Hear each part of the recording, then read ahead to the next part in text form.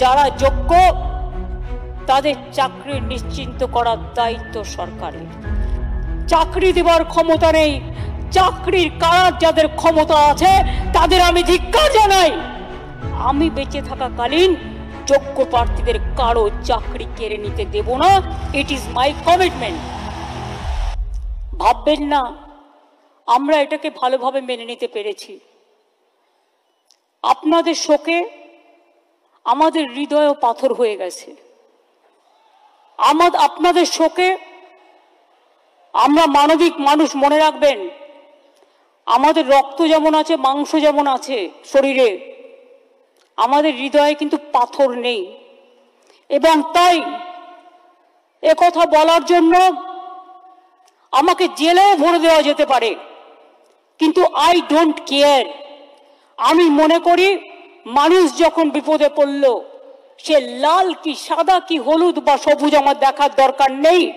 তাদের পাশে দাঁড়িয়ে তাদের অহংকার, তাদের মর্যাদা, তাদের সম্মান, তাদের অস্তিত্ব, তাদের অস্মিতা সবকিছু ফিরিয়ে দেওয়ার দায়িত্ব আমরা কেউ অস্বীকার করতে পারি না। আমি আপনাদের বলবো, যারা যোগ্য, যারা বঞ্চিত হয়েছেন, আসুন আমরা দুটো ভাগে ভাগ করি। এখনো পর্যন্ত সুপ্রিম কোর্ট আমাদের জানাতে পারেনি কারা যোগ্য আর কারা অযোগ্য। আইনে বলা আছে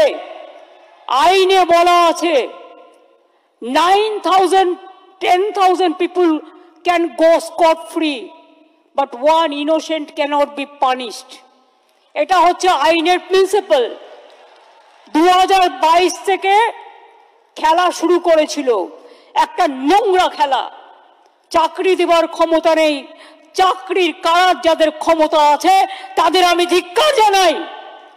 আপনাদের একটা জিনিস বুঝতে হবে, কোনটা মুখ আর কোনটা মুখোশ। আমি কোর্টকে বলছি না, এটা কোর্টের দোষ নয়, দোষ তো সেই মুখ আর মুখোশদের যারা আপনাদের নিয়ে খেলা করেছে। বাট আমি একটা কথা বলতে চাই, আমি বেঁচে থাকাকালীন যোগ্য প্রার্থীদের কারো চাকরি কেড়ে নিতে দেব না। It is my commitment. শিক্ষা ব্যবস্থাকে ভেঙে পড়ার জন্য, ভেঙে ফেলে দেওয়ার জন্য, শিক্ষা ব্যবস্থাকে ভেঙে ফেলার জন্য একটা চক্রান্ত চলছে, একটা পরিকল্পনা চলছে। 9, 10, 11, 12 এর টিচাররা gateway of the higher education তারা তৈরি করে। তারা অনেকে খাতা দেখছে, তারা অনেকে গোল্ড মেডালিস্ট আছে, তাদের জীবনে ভালো রেজাল্ট করে এসছে। সবাইকে চোর বলে দিচ্ছেন, সবাইকে অযোগ্য বলে দিচ্ছেন। এই বলবার অধিকার আপনাদের দিল কে? আমি সরাসরি চ্যালেঞ্জ করছি। আর এই রায়ের পেছনে কিছু খেলা তো নেই। সেই খেলাটা কে খেলেছেন? একজন প্রধান বিচারপতি স্টে করে দিচ্ছেন। আমরা তো মনে করি আইনের সম্মান একজন যেটা করে, উচ্চ আদালতের সর্বোচ্চ আদালত ন্যায় দেবেন, এটাই আমরা আশা করি।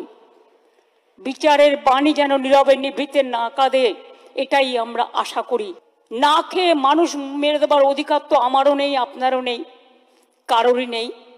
তাই এইটার ব্যাপারে আমার অনুরোধ, যারা চাকরি দিতে পারবেন না তারা যেন চাকরি কেড়ে না নেন। ধরুন ক্লারিফিকেশনে বলে দিল না, চাকরি করা যাবে না যতক্ষণ পর্যন্ত ফ্রেশ অ্যাপয়েন্টমেন্ট হবে না। আমায় দুটো দিক ভেবে রাখতে হচ্ছে, কোনটা মাইনাস হতে পারে, কোনটা প্লাস হতে পারে। ইফ ইট ইজ মাইনাস, তাহলে আমরা কি করব?